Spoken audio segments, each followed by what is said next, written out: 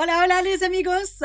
Aujourd'hui, nous allons découvrir ensemble quelles sont les 7 clés qui vont te permettre de continuellement dépasser tes objectifs et vraiment continuellement avoir de meilleurs résultats. Et oui, je ne sais pas si tu es comme moi, mais j'ai tendance parfois à me dire, bon bah voilà, j'arrive à mon but, oh bah je vais pas aller au-delà.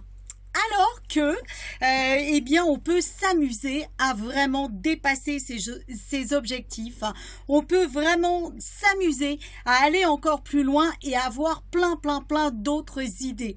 Et ça, c'était tant que je ne mettais pas en place l'ensemble de ces 7 clés que je vais te dévoiler juste après.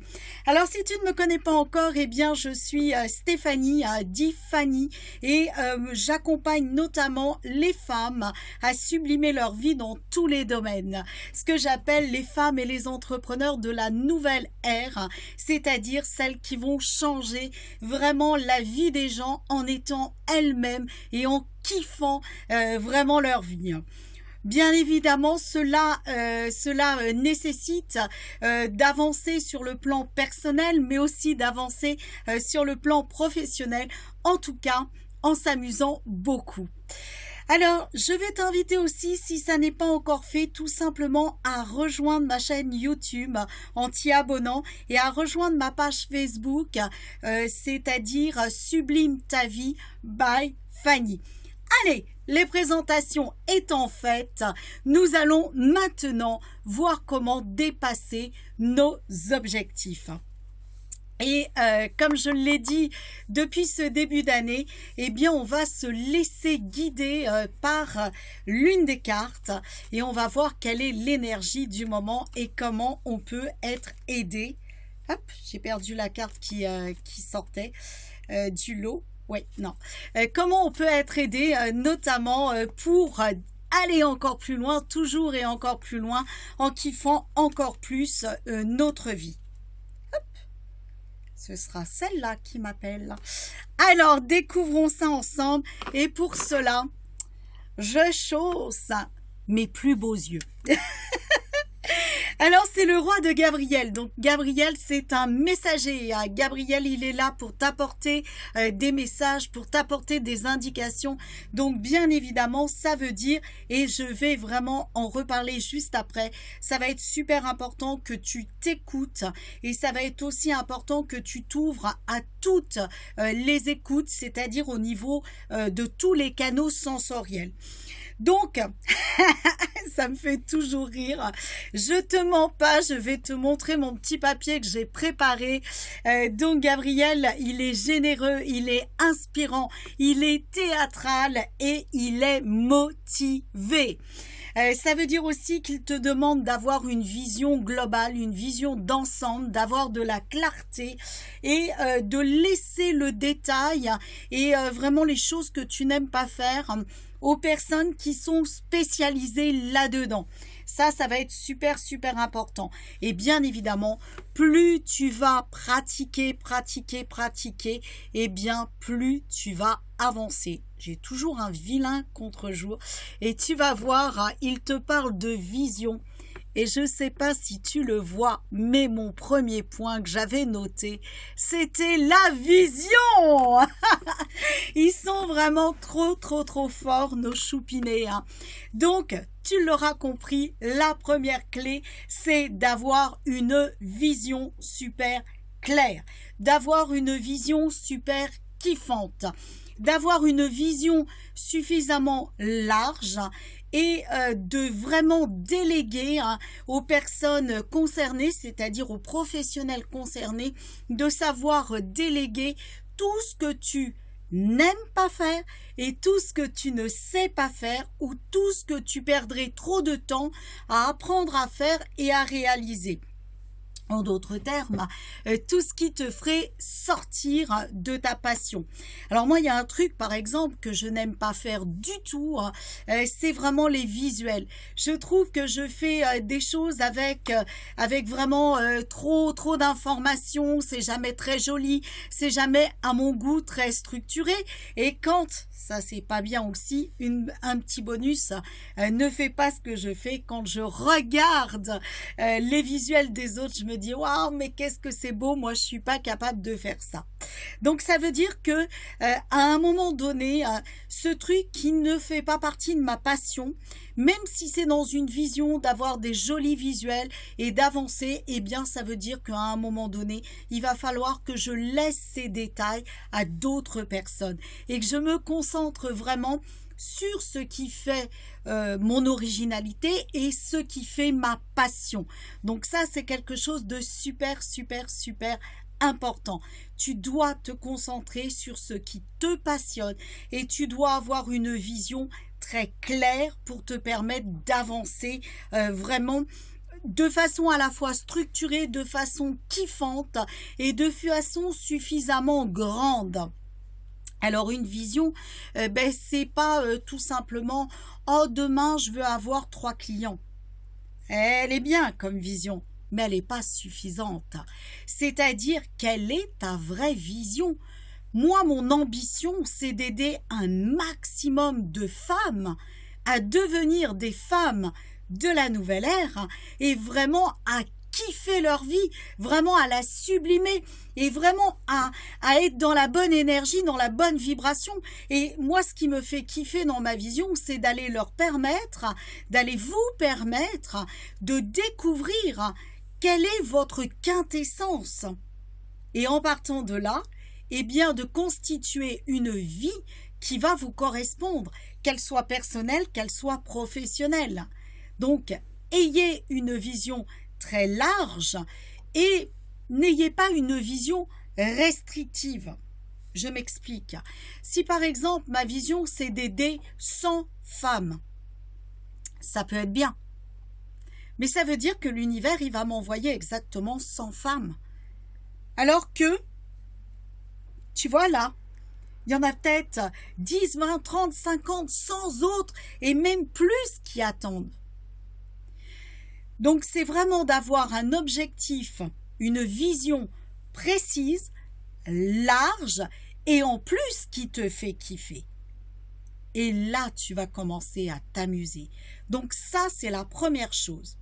Je te parle dans cette première clé d'une vision claire et large. Si tu commences à dire « je veux aider », totalement absurde, la terre entière, je veux aider un maximum de femmes, je veux, par exemple, dans ma vision, je veux les aider à travers, je dis n'importe quoi, 24 ateliers. C'est ma deuxième clé. C'est ma deuxième clé. Là, tu vas commencer à trembler. Tu vas commencer à trembler parce que c'est énorme, parce que c'est grand. Et si tu restes sur vraiment cette vision globale sans la séquencer, et ça va être super important. Deuxième clé, c'est de séquencer ta vision. C'est-à-dire, tu dois avoir ta vision globale, par exemple, pour l'année. Ensuite, tu vas avoir ta vision au semestre, puis au trimestre, puis au mois, puis à la semaine, puis à la journée. Et ça, je vais y revenir sur la journée un petit peu après. Ça veut dire vraiment que tu dois avoir la globalité, tu dois continuellement l'avoir à l'esprit, mais tu dois séquencer. Parce que ton mental, il doit se focaliser sur l'étape juste là qui va te permettre de faire un pas. Et pas la multitude d'étapes où là, tu as 50, tu as 1000 pas à faire et donc du coup, tu vas te sentir dépassé. Et ça, quand on est dépassé, c'est le meilleur moyen pour justement lâcher. C'est le meilleur moyen pour justement ne pas aller au bout des choses. Ça, c'est la première chose. La deuxième chose, lorsque tu séquences, tu vas te rendre compte si ta vision, elle est réalisable. Mais aussi, tu vas te rendre compte, de qu'est-ce que tu dois faire. Et tu vas commencer à lister dans tes étapes les différentes actions. Par exemple, si tu veux, allez, on va prendre deux objectifs, un objectif perso et un objectif professionnel. Par exemple, sur l'aspect professionnel, tu veux lancer 3 ateliers. Ok, donc tu vas prendre 3 feuilles. Sur ces feuilles, tu vas mettre le nom de ton atelier. Tu vas mettre la durée de ton atelier. Et tu vas commencer à lister toutes les idées en lien avec cet atelier. Donc, tu vas avoir une liste, ce qu'on appelle un brainstorming, complètement dans le désordre. Et ensuite, tu vas prendre cette liste-là, tu vas mettre des dates. Je dois parler de ça à tel moment, je dois parler de ça à tel moment, ça en premier, ça en deuxième, soit en troisième. Donc, tu vas organiser à l'intérieur de façon logique.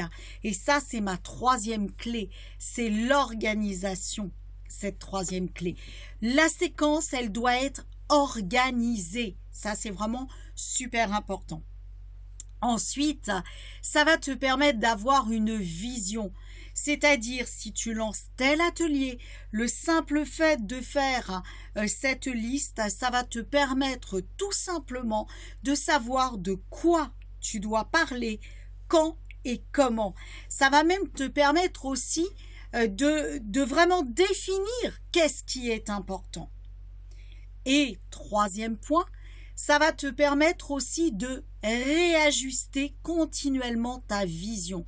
C'est-à-dire que ce que tu prévois, par exemple, pour la fin de l'année 2020, par exemple, puisque nous sommes en 2020, eh bien, tu vas voir si dans 3 mois, c'est toujours d'actualité.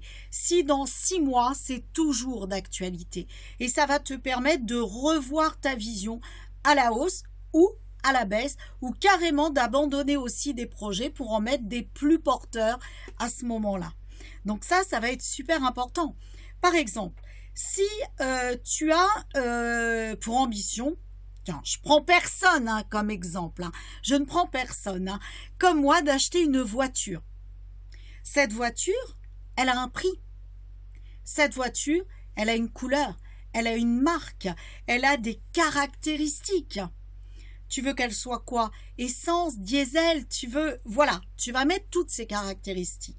Et ensuite, cette voiture qui a un prix, eh bien, c'est comment, via mon activité, je vais ramener cette somme-là.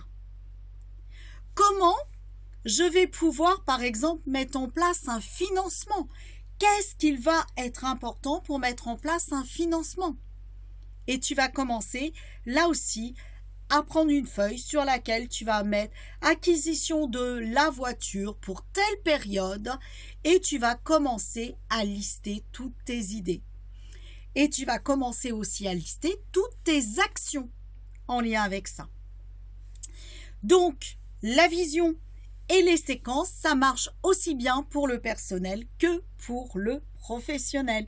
Et c'est super important d'avoir des objectifs dans tous les domaines, c'est-à-dire un objectif personnel, professionnel, financier, un objectif sur le plan de ton bien-être, de ta santé.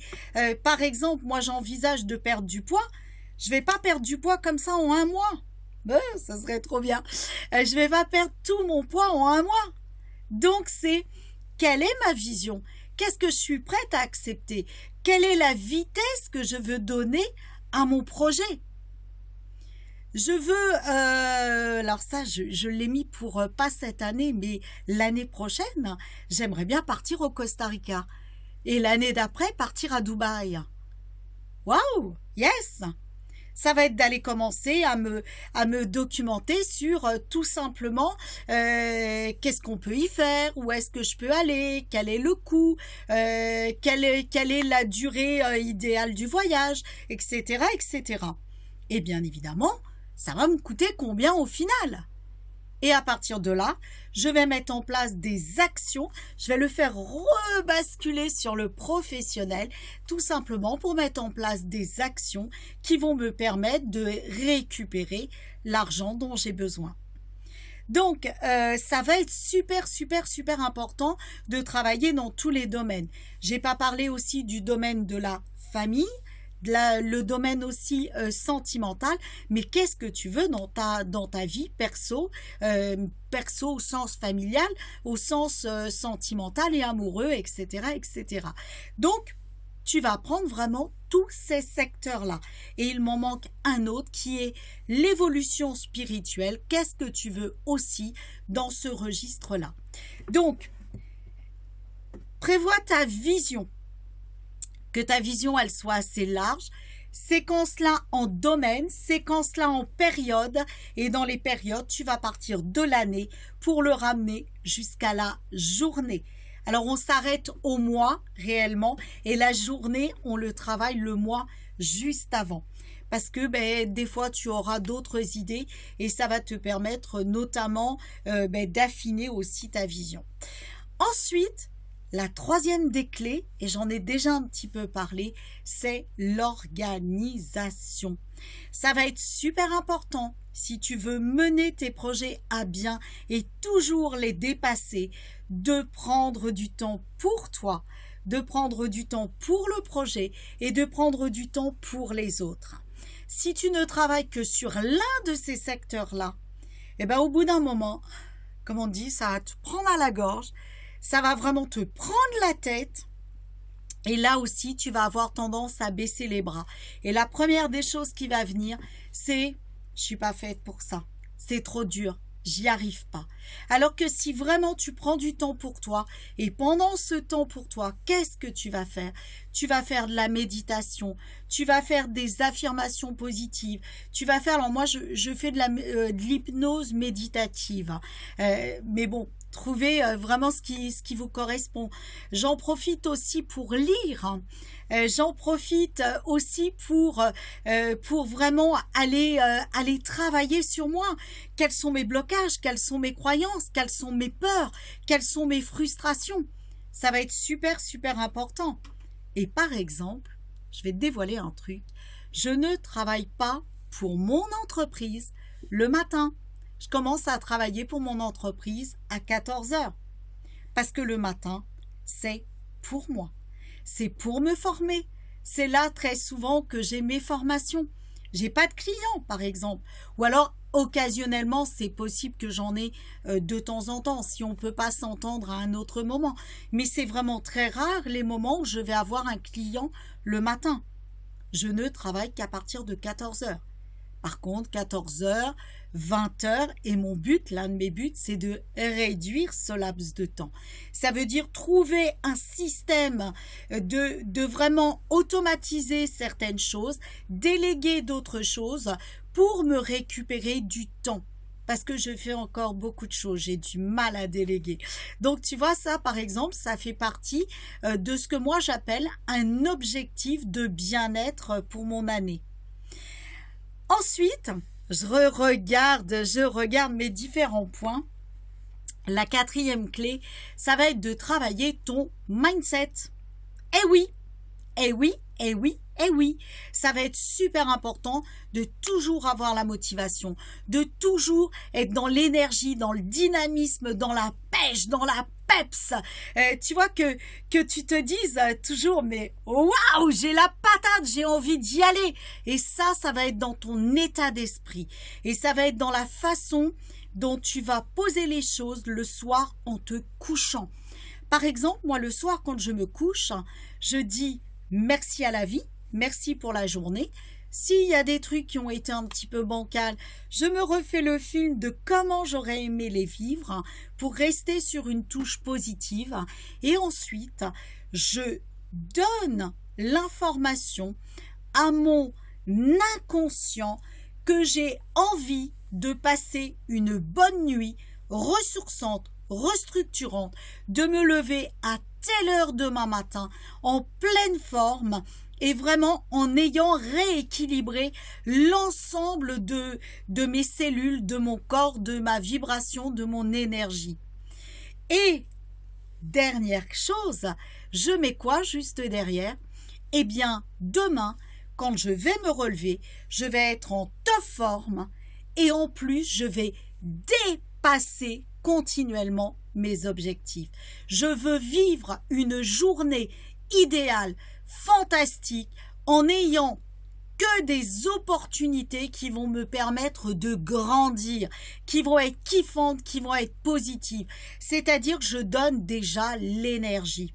Et le matin, quand je me lève, c'est waouh, j'embrasse la belle journée qui commence. J'embrasse la journée avec toute la merveille, toute la puissance qui va me permettre de kiffer, d'apprendre, de me sentir bien, de rire, de chanter, de danser, d'aller toujours et encore plus loin avec vraiment que des, comment on appelle ça, j'ai perdu le mot, que des situations, voilà, des situations, des actions vraiment idéales qui vont me permettre de grandir.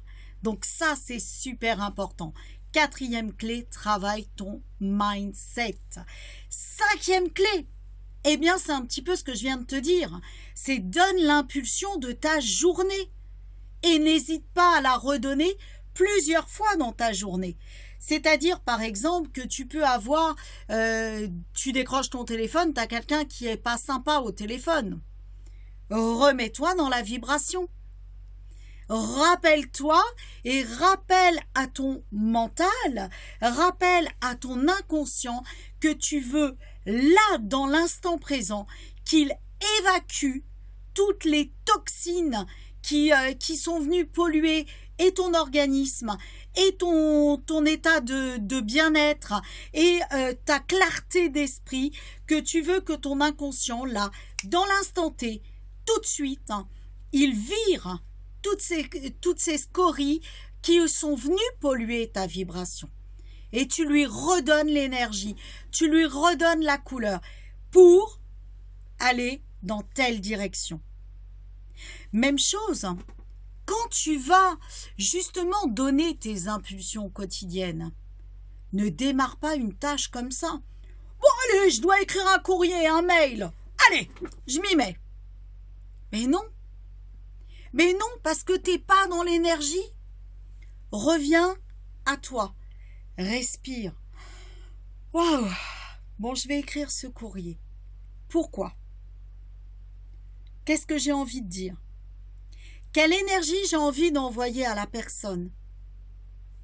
J'ai envie de lui envoyer de la sécurité, j'ai envie de lui envoyer la paix, j'ai envie de lui envoyer la tranquillité, j'ai envie de lui envoyer le simple fait que je suis quelqu'un de confiance. Mets-toi dans la vibration avant de passer à l'action. Quand tu veux attirer des clients, parce que tu lances un programme ou autre chose, lance pas pour lancer. C'est absurde. Parce que si tu lances pour lancer, ça veut dire quoi?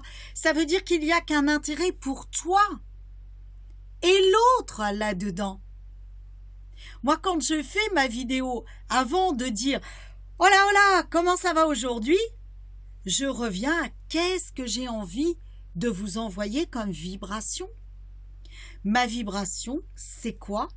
Celle que j'ai envie de vous envoyer, c'est que vous ayez la possibilité de sublimer votre vie, que vous ayez l'opportunité d'apprendre quelque chose, que vous ayez l'opportunité de vous sentir bien, que vous ayez l'opportunité de vraiment devenir cette femme de la nouvelle ère et vraiment kiffer votre vie.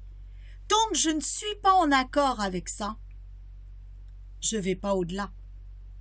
Ça m'arrive de moins en moins, mais ça m'arrive encore de dire, bon allez, stop sur la vidéo, je reviens à moi. Et c'est en ayant cette vibration, cette énergie-là, que tu vas voir que tu vas continuellement te dépasser. Si tu vas à une réunion de famille, ok, qu'est-ce que tu as envie de vivre? Le conflit? Les reproches? Le truc super stressant, compliqué? Ou est-ce que tu as envie de passer un super moment? Définis ce que tu veux. Est-ce que tu veux ressentir de la paix? Est-ce que tu veux ressentir de la légèreté? Est-ce que tu veux émaner toi-même cette paix, cette légèreté, cette douceur? Définis toujours la couleur de ce que tu veux. Alors, la 6e clé, eh bien, c'est d'offrir, d'offrir, d'offrir et d'offrir. Ça veut dire quoi? Ça veut dire, j'oublie quelque chose, oui, d'offrir et d'être visible et présent. Je me disais bien qu'il me manquait un truc. Donc, la 6e clé, c'est vraiment d'offrir avec le cœur un maximum pour avoir une présence, pour être plus visible. Alors par visible, ça peut être tout simplement une visibilité énergétique ou aussi une visibilité réelle, par exemple sur les réseaux sociaux. Tu veux installer une présence pour te faire connaître. Offre, donne. Qu'est-ce que tu peux amener à ta communauté de cœur? Qu'est-ce que tu as envie de leur offrir? De leur offrir avec le cœur et toujours avec cette énergie que tu vas leur envoyer. Qu'est-ce que tu veux qu'ils retiennent? Qu'est-ce que tu veux qu'ils reçoivent? Et à partir de là, passe à l'action. Et ça va être ma 7e clé, peut-être la plus importante. Quoique, les autres sont importantes, mais celle-là, c'est celle qui va faire la différence. La 7e clé, c'est no excuses. Tant que tu vas te trouver des excuses, tu vas être insatisfaite. Et tant que tu vas être insatisfaite, tu ne dépasseras pas. C'est-à-dire que tu vas arriver à un plafond, tu vas rester bloqué à ce plafond et tu ne le dépasseras pas. Ou alors tu vas ramer pour le dépasser. Donc, ça veut dire quoi? Si tu vois que c'est trop dur, prends l'engagement de faire une chose. Et à ce moment-là, qu'est-ce que tu vas faire? Eh bien, tu vas reséquencer ce qui est super compliqué. Tu vas le séquencer en plein de petites étapes. Et tu t'engages de faire chacune de ces étapes. Je répète, tu t'engages sans aucune autre possibilité à faire chacune de ces étapes. Si tu ne les fais pas, tu vas être frustré. Tu auras toujours la fameuse phrase de te dire « ça aurait pu marcher, j'aurais pu changer les choses, mais je ne l'ai pas fait ». Tu ne vas pas être satisfaite. La première chose qui va te venir, c'est « je ne suis pas capable ». De toute façon, ils ont raison, je ne suis pas capable. Et là, ce sont les autres qui vont prendre le pas. Tu vas donner raison au reste du monde. Tu vas te mettre dans l'idée que tu n'es pas capable et donc du coup que tu n'y arriveras jamais. Et là, si tu en es à ce stade-là, repars de la première clé. Je redéfinis ma vision, je la clarifie. 2e clé, je la séquence. 3e clé, je m'organise. 4e clé, je travaille mon mental pour justement ne plus avoir d'excuses et ne plus faire les choses. Ensuite, tu auras aussi la 5e clé qui va être quelle est l'impulsion que je vais donner au quotidien. La 6e clé, qu'est-ce que je vais offrir avec quelle énergie aux gens. Et 7e clé, no excuse, no excuse, no excuse, no excuse, no excuse. Je le veux, je le fais et j'y vais. Parce que les amigos, rappelez-vous que vous êtes la plus belle personne au monde. Vous êtes un diamant en puissance, vous êtes unique et seul vous pouvez vous freiner, pas les autres. C'est parce que notre mental, la fameuse mamie connasse que j'appelle, le mental, qu'est-ce qu'il vient faire? Il vient vous rappeler toutes les excuses du monde pour ne pas passer à l'action. Donc, rappelez-vous, vous êtes des merveilles en puissance, vous avez un rêve, ne laissez rien ni personne vous détourner de votre rêve. Et surtout pas vous, les amigos. On se retrouve demain. Je vous dis à très vite. Ciao, ciao!